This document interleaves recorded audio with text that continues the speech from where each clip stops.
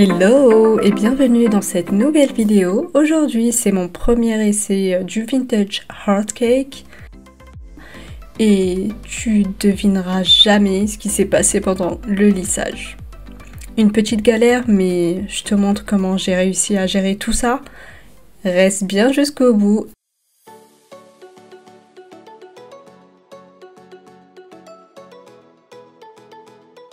Prépare ta spatule et c'est parti! Donc on commence par le montage. J'ai mis un peu de crème au beurre sur le cake board pour éviter que le gâteau ne bouge durant la décoration. N'oublie pas d'imbiber ton gâteau, donc moi celui-ci c'est en façon brownie, je l'ai déjà imbibé avant.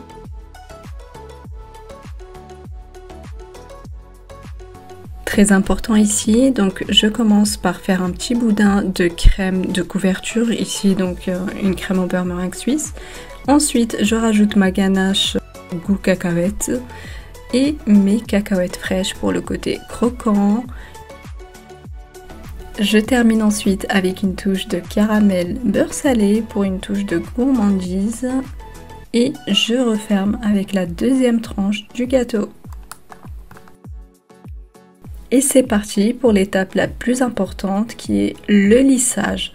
Donc je mets ma crème dans une poche à douille, ça facilite le travail et ça évite de faire voilà, un peu de cata à côté. Je mets de la crème un peu partout autour de mon gâteau.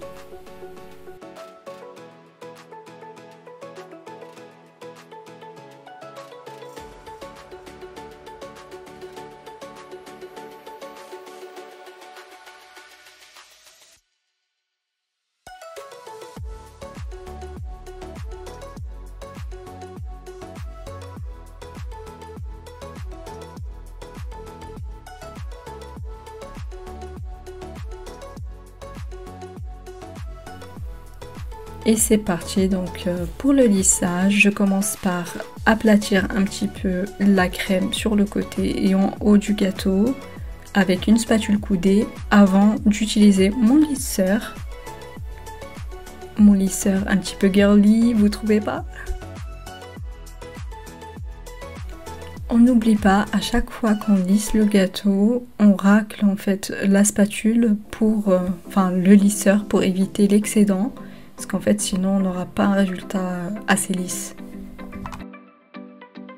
Et tout allait bien jusqu'à ce que donc la galère commence. Donc pour la première fois je remarque que ma crème ne se lisse pas facilement. En fait elle commençait à devenir plus solide.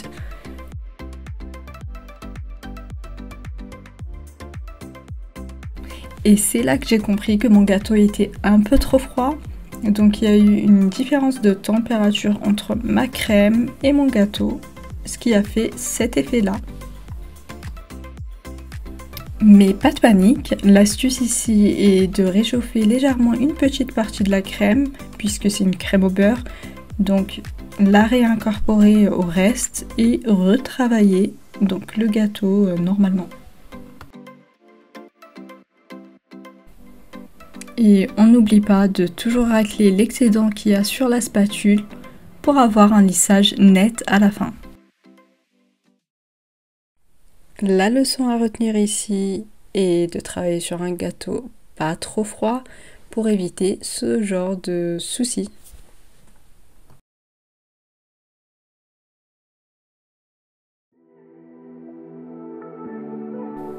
D'ailleurs, je serais curieuse de savoir si tu as déjà eu des galères comme ça sur un gâteau et comment t'as fait pour rattraper tout ça.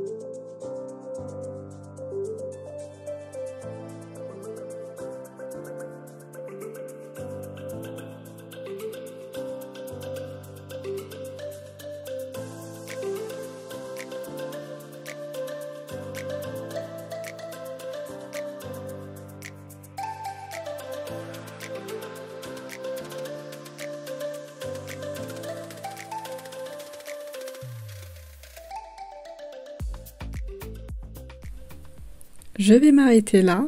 Je pense que le résultat il est assez satisfaisant. Qu'est-ce que vous en pensez?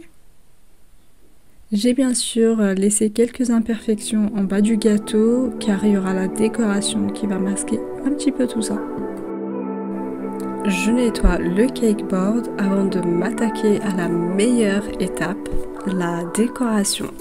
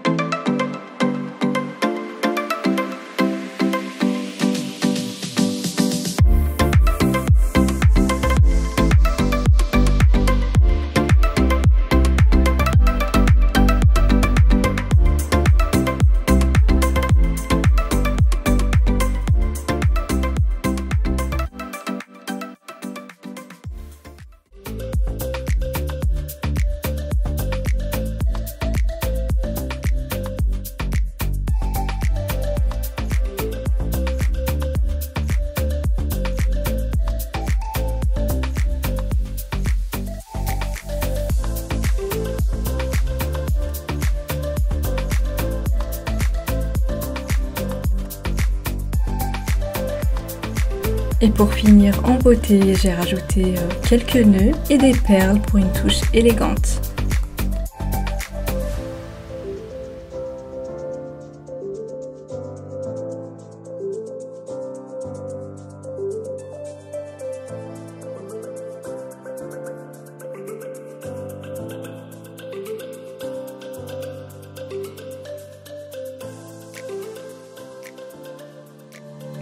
Et voilà, mon vintage heart cake est enfin terminé.